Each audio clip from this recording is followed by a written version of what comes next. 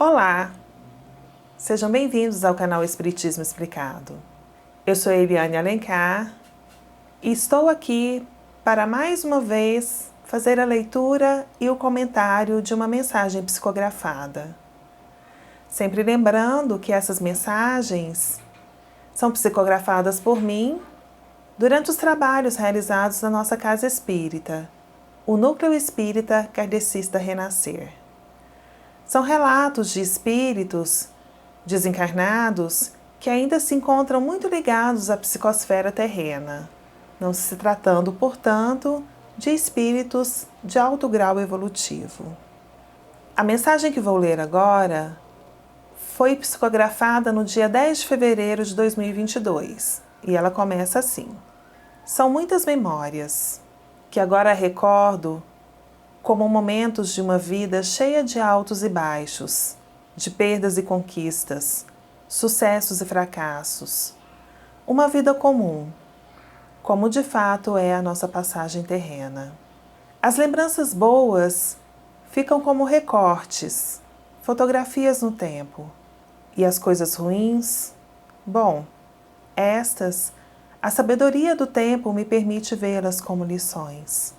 Nunca fui de chorar o leite derramado, e nem de me apegar aos reveses da vida. Fiz o melhor que pude, independente da ação ou do querer dos outros. Procurei cumprir as minhas responsabilidades cuidando da minha família, a família que me foi confiada, marido, filhos, netos e agregados. Ser mãe e esposa não foi renunciar à minha própria vida, nem tampouco um gesto altruísta de doação, mas compartilhar a vida com aqueles que me foram confiados. Costumava dizer que meus filhos eram ovelhas de Jesus, o pastor verdadeiro, e eu apenas cuidava delas por uns tempos. Eu gostava de me ver assim. Meu companheiro de vida foi um homem bom, justo e trabalhador. Cometeu seus deslizes, não por maldade, mas pela fraqueza diante das tentações.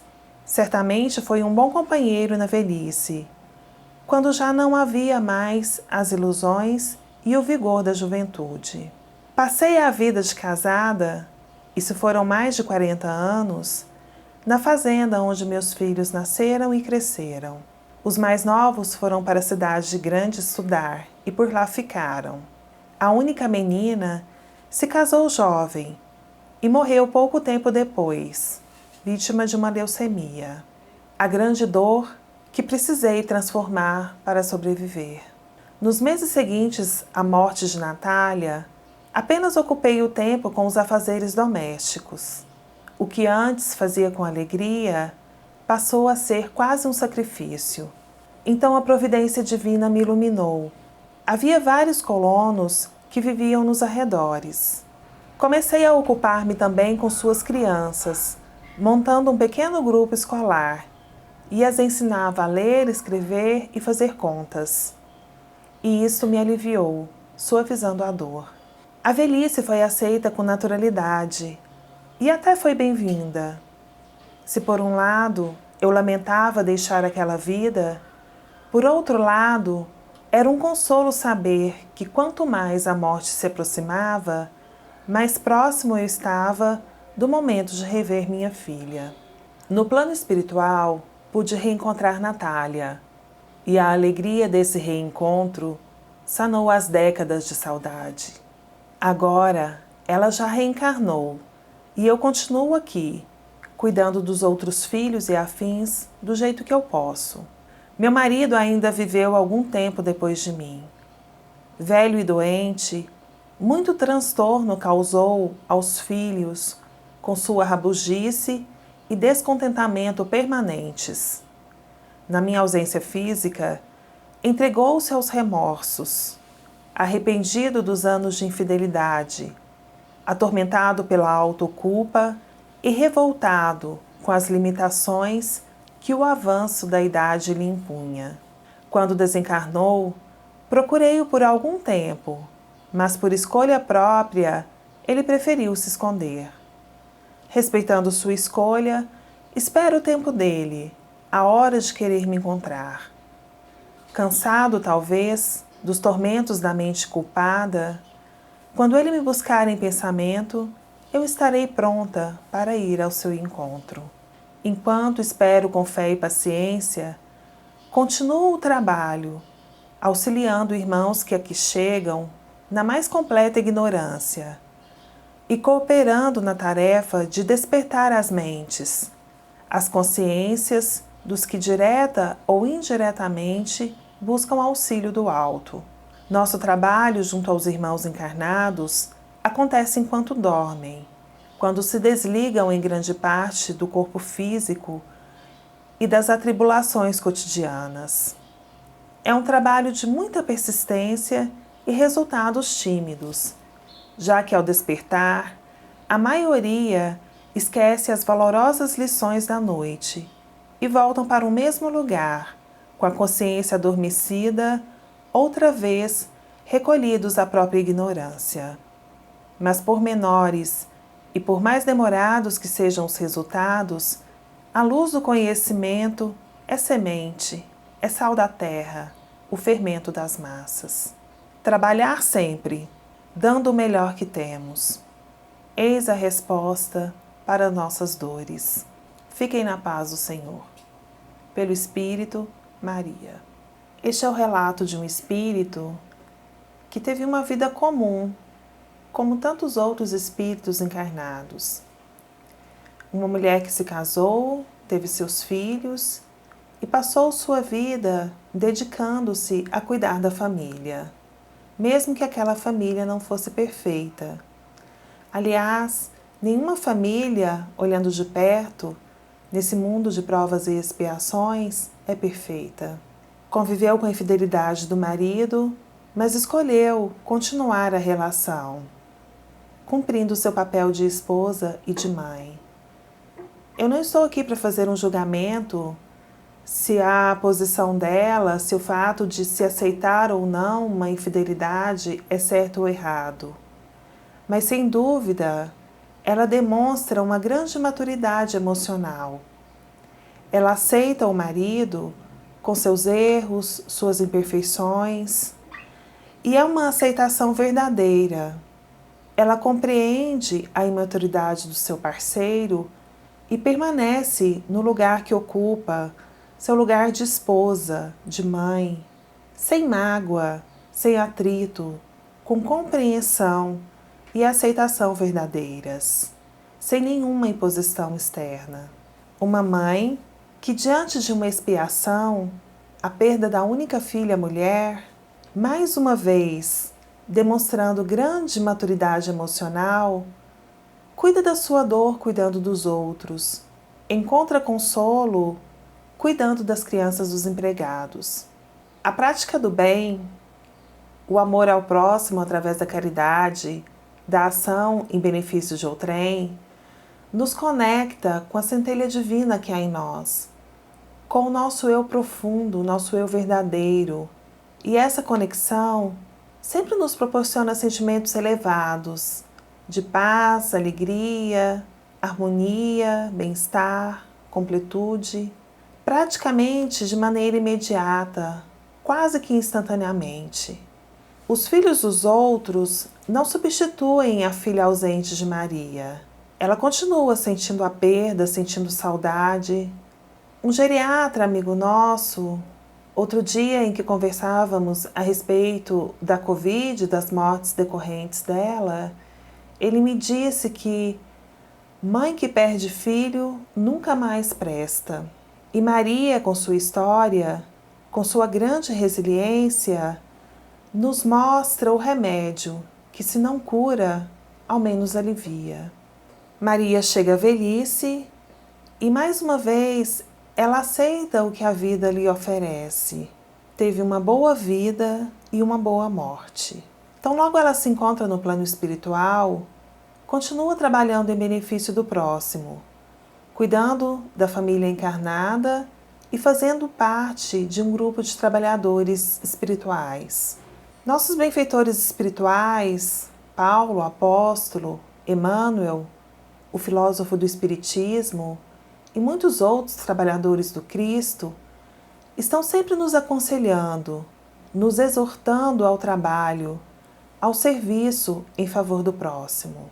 Paulo, em sua epístola aos Hebreus, nos dá o seguinte conselho: pondo de lado todo o impedimento, corramos com perseverança a carreira que nos está sendo proposta. Quando nós estamos nesta busca da presença divina em nós, a vida por si nos direciona para que estejamos alinhados com os nossos propósitos, aquilo que nos comprometemos a cumprir antes de encarnar, aquilo que dá sentido à nossa vida, à nossa experiência terrena. É preciso aprender a florescer onde Deus nos plantou. Quantos de nós passamos a vida lamentando porque gostaríamos de produzir maçãs e, no entanto, somos abacateiros e, logicamente, produzimos apenas abacates? A palavra impedimento da frase de Paulo pode também ser traduzida como embaraço. Eu vou repetir. Pondo de lado todo o embaraço, corramos com perseverança a carreira que nos está sendo proposta. O que está nos embaraçando? Essa é uma observação importante. Para alguns, o apego às pessoas, às coisas, às situações, às dificuldades financeiras, a falta de tempo, apego às próprias dificuldades, às próprias dores. São também as situações que precisamos resolver, os relacionamentos, os sentimentos, tudo aquilo que é contrário ao amor. Muitos de nós ficamos esperando que algo ou alguém nos desembarace, sem nos atermos ao fato de que é preciso darmos o primeiro passo. Este é o nosso livre-arbítrio. Esperamos que Deus seja nosso Pai, mas não nos colocamos na condição de filhos, não nos apropriamos do papel de filhos, do lugar de filhos de Deus. A fé sem obras é morta, já dizia Tiago. E grandes obras não dizem necessariamente respeito a grandes gestos. Nós podemos e devemos ser instrumentos da divina providência nos pequenos gestos, nas atitudes cotidianas. Uma palavra de esperança, ouvir um desabafo, fazer uma oração, rezar por alguém ou rezar com alguém. São pequenos gestos que podem se tornar grandiosos, que podem fazer diferença na vida de alguém. Já o marido da nossa irmã Maria, aquele que foi seu companheiro, depois de perder a esposa, tornou-se uma pessoa difícil, doente e sem aceitação da sua condição, sem o vigor e as possibilidades da juventude, ele tornou-se rabugento, uma pessoa difícil de lidar. E ele se entrega a este sentimento que é um dos nossos maiores algozes, é um dos piores sentimentos que podemos cultivar, que é o remorso. Ele sente remorso por ter traído a esposa, julgando-se um marido ruim, e possivelmente carrega outras culpas que nós não conhecemos, que nós não sabemos. E neste auto-julgamento, quando ele desencarna, ele segue para o umbral, envergonhado de suas atitudes, envergonhado de si mesmo. Maria, sua esposa, não se envolve com os erros do companheiro. Ela segue sua vida, e até é uma das falas dela, no texto que ela escreveu, quando ela diz que faz as suas escolhas, segue a sua vida, independente das escolhas do marido ou de quem quer que seja. Ela escolhe continuar amando e respeitando conforme eles haviam se comprometido. E ela, que já tinha esse entendimento quando encarnada, serve, trabalha da maneira que pode, esperando o momento do antigo companheiro, quando ele estiver pronto, quando ele estiver disposto a receber auxílio. Que a história de nossa narradora Nossa Irmã Maria, nos sirva de exemplo. Que possamos tomar as palavras do apóstolo Paulo como advertência e aproveitar nossas oportunidades de servir sempre, servir ao Cristo, servindo aqueles que encontramos no nosso caminho. Nada é obra do acaso. Todos estamos exatamente no lugar onde deveríamos estar. Todos estamos convivendo exatamente com aquelas pessoas com quem precisamos conviver. E é agora, com nossos pensamentos, palavras, ações, sentimentos, com tudo aquilo que cultivamos, que construímos nossa vida futura, próxima ou remota.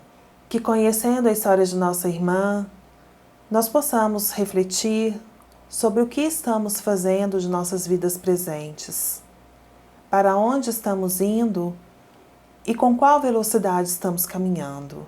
Que possamos identificar os nossos impedimentos, os nossos embaraços e não transformá-los em obstáculos intransponíveis. E que possamos observar com muita atenção o que estamos plantando, o que estamos cultivando, porque certamente receberemos conforme. Muito bem, meus irmãos. Essa foi a nossa leitura e o nosso comentário de hoje. Se você gostou, deixe o seu like, compartilhe com os amigos. Se você ainda não está inscrito, eu peço que, por favor, se inscreva no nosso canal Espiritismo Explicado, nos ajudando a crescer e a divulgar o conhecimento espírita.